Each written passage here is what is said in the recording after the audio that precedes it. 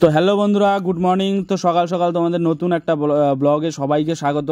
আজকের ভিডিওটা একটু বড় হতে চলছে, তোমাদের শুরু থেকে লাস্ট পর্যন্ত দেখাবো।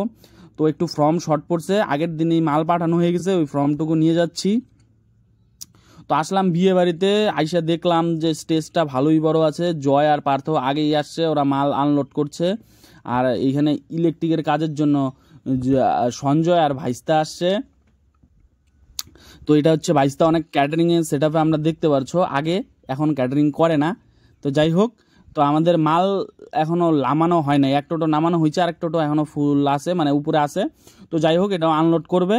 তো দেখি আমরা ইলেকট্রিকের মাল কি কি আসছে, ফ্যান, এখনও কুলার টুলার সব কিছুই আইসা পড়ছে। তো এখন এইখানে ফ্যান লাগাইতে হবে 6টা।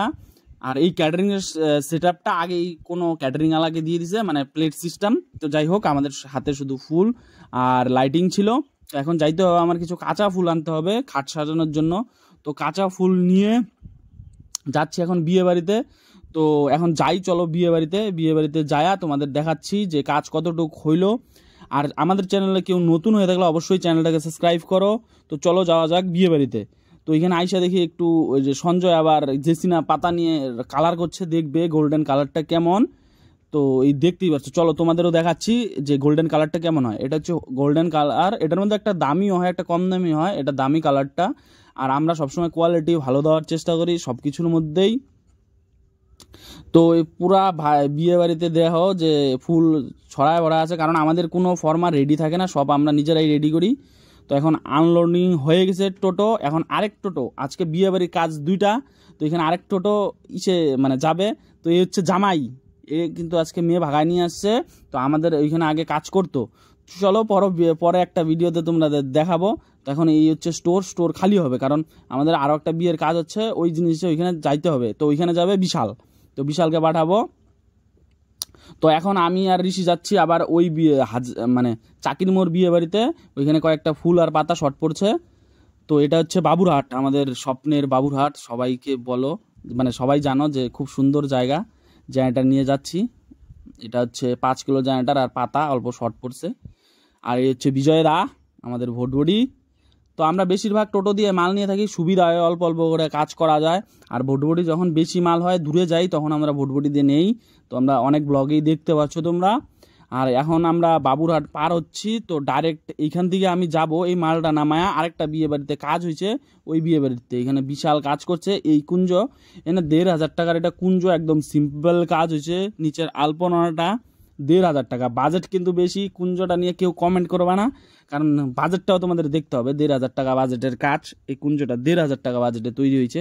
তো এই বিশাল কাজ কমপ্লিট। তো এখন যাব ওই বিয়ে বাড়িতে।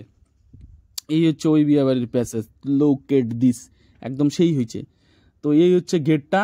কোচবিহারের কাজগুলা দেখবা একটু হালকা কাজ হয়, ঝাপসা ওরা বেশি পছন্দ করে না। ব্যবসার মধ্যে এটাই একটা, কোন জিনিস কোথায় লাগাইতে হবে সেই জিনিসটা ভালো করে দেখতে পারবা। গেটটা অনেক খালি খালি লাগতেছে, এর জন্যই কোচবিহারের লোক জঙ্গলটা কম পছন্দ করে। আর দেখতেই পারছো আমাদের গেটে ছবি তুলছে সবাই অনেক। আর কোচবিহারে একটু মেয়ে মনে হয় বেশি, সবাই দেখবা খালি ছবি তুলে, আর ক্যামেরা দেখলে একটা হাসি মারে। তো এই হচ্ছে ভিতরে ওয়ার্ম কালারের লাইট লাগানো হয়েছে 2 পাশেই। তো স্টেজটা চলো দেখি, ক্রাউড যেই যাওয়াই যায় না ভিতরে। তো স্টেজটা হচ্ছে এখানে হচ্ছে পকোড়া টোকরার স্টল, আমি স্টলে আবার কিছু খাই না। তো এই হচ্ছে স্টেজটা। আর স্টেজের মধ্যে অনেকেই কমেন্ট করো আলো কম আলো কম, আরে পোটার যখন লাগায় তখন আলোটা অনেক বেশি হয়ে যায়, এর জন্য আমরা আগের থেকে লাইট দিই না। আর এই হচ্ছে ডিজে সেট আপ আমাদের হাতে ছিল না, ডিজে সেট আপটাও কোচবিহার সঞ্জিত মাইক সাপ্লাই থেকে নেওয়া। আর এই হচ্ছে জেনারেটার।